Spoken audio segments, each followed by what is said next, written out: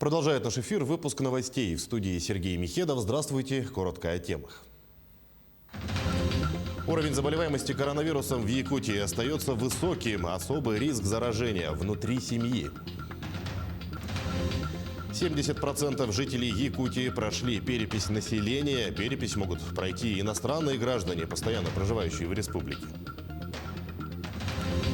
Провести время с пользой. Учреждения культуры в выходные дни продолжают работать и готовы к встрече гостей.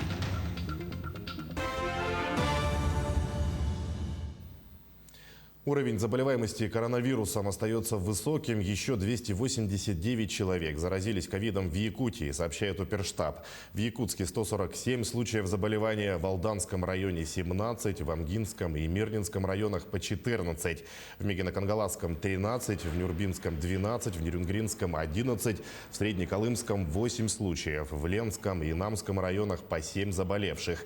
Еще в 11 районах от 1 до 6 заражений. На брифинге Оперштаба вице-премьер Ольга Балабкина отметила большую опасность от внутрисемейных очагов. Например, в Жиганском районе большая вспышка после семейного торжества, юбилея. Обращаем ваше внимание, что несмотря на то, что село отдаленное, по своему укладу достаточно и большое количество было, в том числе и провакцинированных там граждан, возникла некая видимая санитарно-эпидемиологическое благополучие и безопасность. Но это не значит, что при возникшей угрозе, соответственно, у нас не может произойти там новой вспышки заболевания. Поэтому еще раз обращаю внимание на необходимость соблюдения действий указа главы Республики Саха-Якутия на территории всей республики, независимо от того, где находится муниципальное образование. Также Ольга Балабкина напомнила, что впереди новая рабочая неделя и акцентировала внимание на дополнительных ограничениях. Если раньше на удаленной работе оставались только граждане старше 65 лет, то сейчас сотрудники в возрасте старше 60, не получившие вакцину, должны также соблюдать самоизоляцию.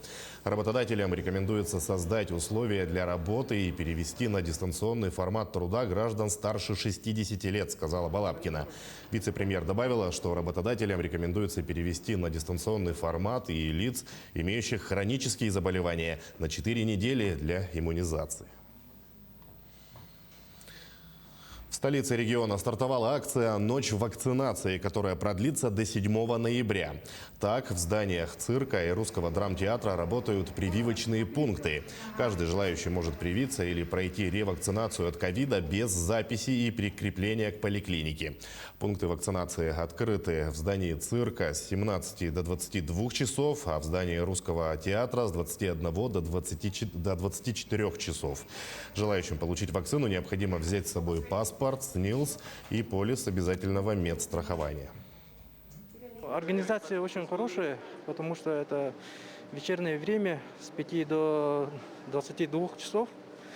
Это удобно, во-первых. И организация, конечно, бесплатная, поэтому с удовольствием в центре города, в цирке. Побольше бы таких, не только в цирке. Вот поэтому удобно и надо вакцинироваться, поэтому я подошел. А вы получаете первую вакцину или у вас ревакцинация? Я переболевший, поэтому у меня антитела есть и лайт хочу получить. Между тем, ленские предприниматели обошлись без штрафов в нерабочие дни. С 29 октября по общественным местам с проверками ходят полицейские и специалисты Роспотребнадзора, ездят и по магазинам, но не за покупками. Проверяющим важно убедиться, продавцы имеют QR-код о вакцинации, носят маски и не обслуживают посетителей без средств защиты. Штрафов и предписаний предпринимателям не выписали, чего не скажешь про жителей. За 6 дней рейда сотрудники правопорядка составили десятки протоколов. Ленчане не хотят носить маску.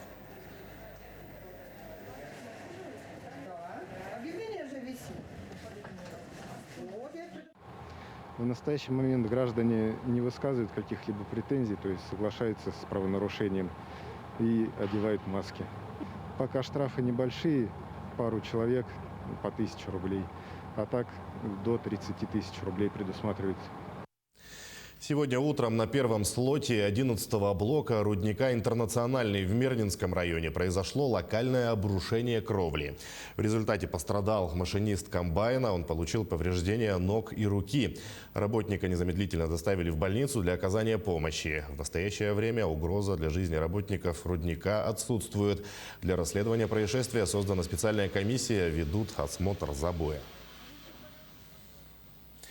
70% жителей Якутии прошли перепись населения, 17 из них через портал госуслуг. Основной этап всероссийского мероприятия стартовал 15 октября и уже остается менее 10 дней, чтобы принять в нем участие.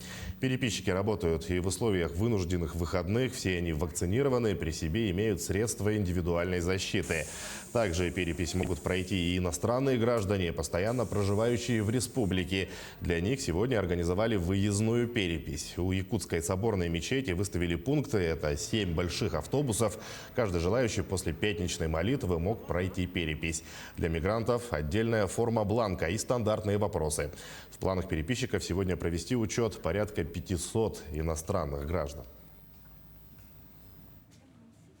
До 14 ноября мы должны переписать все население, проживающее на территории республики. По иностранным гражданам, те, которые не имеют гражданства, у нас есть отдельные листы, называются лист В, и по ним, значит, по временным проживающим мы переписываем все их состав семьи. Вопросы стандартные, те же самые, но в более упрощенном виде. Там порядка 7-8 вопросов задается. Правительство России расширит список сервисов госуслуг. Отмечается, что это значительно ускорит решение многих формальных процедур для граждан. Так, с 1 июля в МФЦ можно будет оформить электронные дубликаты бумажных документов. Они будут храниться в личном кабинете на портале госуслуги, и их можно использовать при дальнейших обращениях в МФЦ и органы власти. Еще одной инновацией портала уже стала возможность получить ИНН без посещения налоговых органов. Нововведения позволят значительно увеличить долю обращений граждан в электронном виде, поступающих в органы власти без необходимости очного посещения. Учреждения культуры в выходные дни продолжают работать и готовы к встрече гостей. Посетив музей, можно не только развеяться, но и с пользой провести время. В каком режиме работают учреждения культуры, знает Дмитрий Тымыров. В рамках празднования Дня народного единства Национальный художественный музей Якутии провел ежегодные мероприятия. Ночь в музее и День открытых дверей, где для посетителей провели различные мастер-классы и конкурсы. И в этот праздничный день всем жителям и гостям столицы республики предоставляется возможность бесплатно посетить коллекции, экспозиции музея, также временные выставки. Ну, помимо постоянной экспозиции, представляющие творчество, произведения зарубежных, отечественных, якутских художников. У нас на втором этаже проходит персональная выставка живописца Марианны Михайловны Лукиной. До 14 ноября она будет продолжаться. Также ко Дню матери у нас из фондов музея проходит выставка «Моя Мадонна». В этот день посетители музея с особым интересом ознакомились с творчеством Марианны Лукиной. Действительно, эти работы выполнены в самых разных техниках. Это и масляная краска, и гуашь, карандаш и другие. Посетители музея были очень рады увидеть работы местных художников. Ну, я первый раз вижу вот такого художника, например.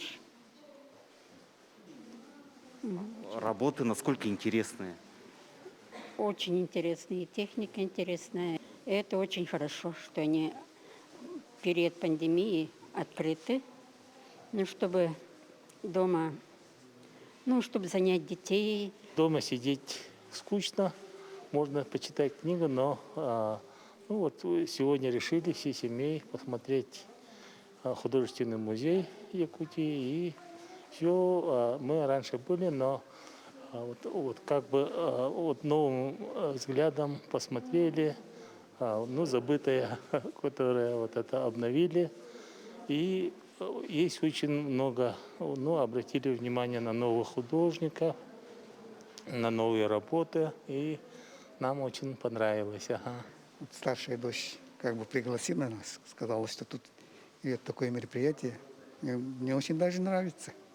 Но я думаю, что соблюдая меры предосторожности, надо специально ходить, особенно с подрастающими нашими детьми. чтобы они поближе познакомились с искусством нашим. До конца недели остаются буквально считанные дни, но еще есть возможность посетить всей семьей музеи, выставки и театры. Они работают каждый день с 10 до 18 часов. Отметим, что при входе необходимо предъявить QR-код. Детей обязательно должны сопровождать взрослые. Дмитрий Тымыров, Семен Семенов, Якутск. Идем далее. Нюрбинский театр вошел в лонг-лист премии «Золотая маска». В список включают наиболее заметные спектакли сезона. В этом году экспертами отобраны 87 постановок драматического театра и театра кукол и 44 спектакля музыкального театра. Среди них и постановка Нюрбинского театра. В список вошел спектакль «Вера или нигилисты». Это не номинация, но также очень серьезная оценка профессионального сообщества. Отметим, что спектакли Нюрбинского театра не впервые привлекают к себе внимание экспертов премии и фестиваля «Золотая маска». В завершении о погоде. Штормовой ветер прогнозируют синоптики в 7 районах Якутии. В 2 районах ожидается сильный снегопад. Порывистый ветер со скоростью до 22 метров в секунду отмечают сегодня в Оленёкском, Мирнинском, Жиганском, Алданском и Нерюнгринском районах. Скорость ветра в Анабарском и Булунском улусах достигает 24 метров в секунду. В Алданском и Нерюнгринском районах снегопад местами сильный. Между тем, синоптики прогнозируют температуру выше нормы на 14-17 градусов в ряде регионов России, в том числе в Якутии. Теплая погода будет в Красноярском крае, на западе Якутии и в Магаданской области в начале следующей недели. Температура в Якутске в этот период составит минус 16, минус 20 градусов. К этому часу это все новости. Наши корреспонденты следят за развитием событий. Оставайтесь с нами.